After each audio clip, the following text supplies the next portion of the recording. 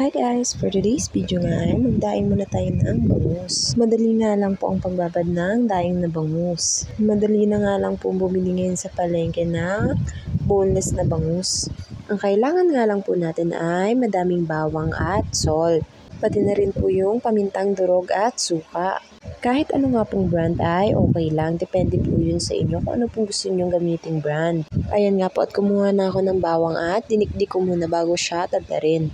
Habang ang dinidikdik ko po yan ay binabad ko na po yung bangus sa salt.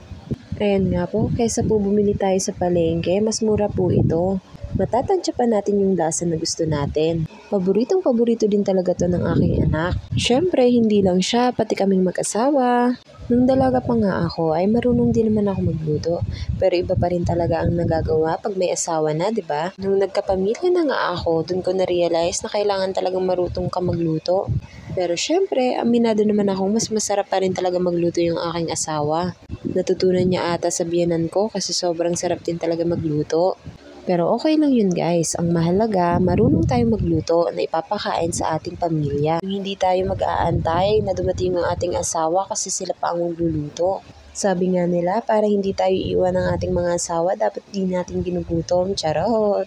Ayan nga, at for the babad na ako guys. Sana po ay may natutunan kayo. Thank you for watching!